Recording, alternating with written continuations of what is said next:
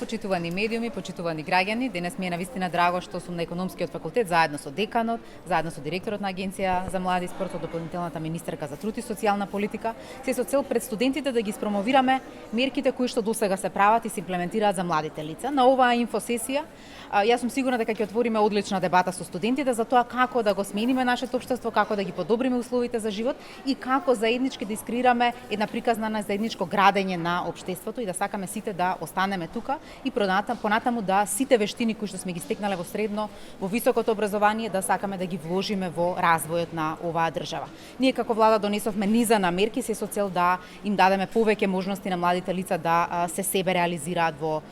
нашето општество, а тоа е младинската гаранција како прва мерка која што ја воспоставивме преку Агенцијата за вработување. Со младинската гаранција само во минатата година опфативме 20.000 млади лица, од кои што 6.000 се вработија. Секако преку младинската гаранција се нудеше и практиканството, тука донесовме и закон за практиканство, се со цел во период од 6 месеци младите лица да можат директно на работното место да се стекнат со вештини, да ја запознаат културата на одредена работна организација, а понатаму или да останат во истата или да се вратат на слободниот пазар на труд, секако повработливи отколку што биле претходно. Дополнително младинскиот додаток го донесовме кој што имаше за цел да стимулира млади кои што ќе се вработат во индустријата или во земјоделството за да може да навистина се заинтересираат младите лица за реалниот сектор. Останатите мерки кои што се од Агенцијата за вработување ќе ги зборува дополнителната министерка за труд и социјална политика. Благодарам. Што спомна и вице-премиерката, еден од главните таргети на оперативниот план со активни мерки за вработување се младите лица. Фокусот е ставен на младите и жените и во секоја од мерките кои што ги нуди оперативниот план задолжително е минимум учество на 30% млади. До сегашната реализација навистина не охрабрува да продолжиме да инвестираме во оваа насока. Би ги спомнала накратко мерките за поддршка на развој на сопствени бизниси, самовработување, каде што младите лица може да добијат неповратни средства во изnos од 5.000 евра или 10.000 евра доколку се здружат двајца основачи. До сегашната имплементација покажува одлични резултати. Би напомнала само дека сите бизниси кои што се формирани изминатите 2 години, на 90% од нив се уште активни, што навистина покажува дека мерката е добро таргетирана и дава резултати. Она што дополнително не дава позитивна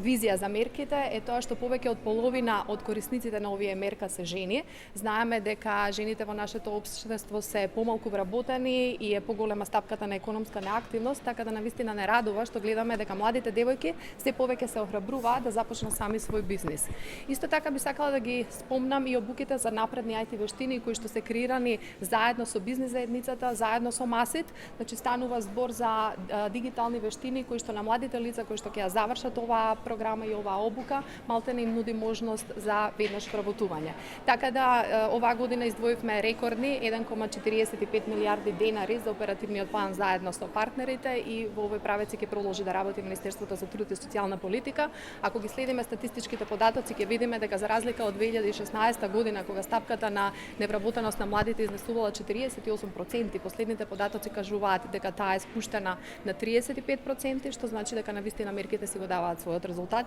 и ги охрабруваме сите млади да се упатат во Агенцијата за вработување и да ги користат мерките за нив. Почитувани граѓани, почитувани представници на медиумите, голема чест и задоволство ми представува што денеска сме тука на економскиот факултет, заедно како представници на владата, се со цел да ги презентираме сите мерки кои што ги имаме спроведено овој период, но пред се да слушнеме студентите сугестии, предлози, идеи кои што дополнително ќе можеме да ги преточиме во конкретни активности, политики и мерки кои што на крајот ќе донесат добровит, односно ќе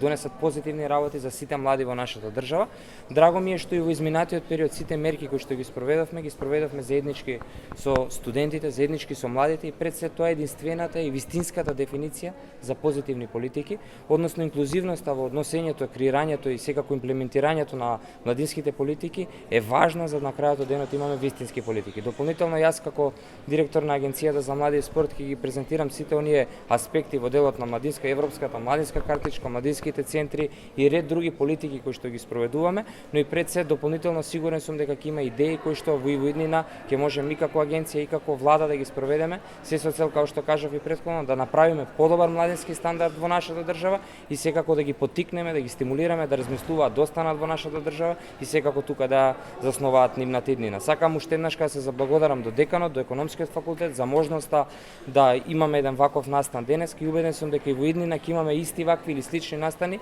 кои што ќе бидат во насока да ги поттикнат студентите дополнително да бидат инволвирани, дополнително да бидат мотивирани да учествуваат во секојдневни вакви инфосесии и политики кои што на крајот од денот ни помагаат и нас како институција, но пред се помагаат на студентите и младите. Прво да се заблагодарам што представници на владата се денес тука кај на нашиот факултет. Сакам да истакнам дека на економскиот факултет секојдневно се случуваат низа на настани и најчесто на тие настани присуствуваат представници на бизнис заедницата, представници на финансискиот, на реалниот сектор. Тие представници секогаш ги презентираат можностите за нашите студенти кои што им ги нудат можностите кои што ги нуди реални бизнис заедницата. Но денес да кажеме, особено ми е драго што имаме можност, нашите студентите на економскиот факултет Скопје ќе имаат можност да ги видат и можностите кои што ги нуди владата со своите мерки, Агенцијата за млади и спорт и Министерството за труд и социјална политика. Така да мислам дека за нашите студенти на економскиот факултет Скопје на овој начин ќе се создаде една поцелосна слика за можностите кои што ги нуди нашето општество. Не само можностите кои што ги нуди реалниот бизнис секторот, финансискиот сектор, туку можностите кои што ги нуди и владиниот сектор. Благодарам. Како што спомна, може да почнеме?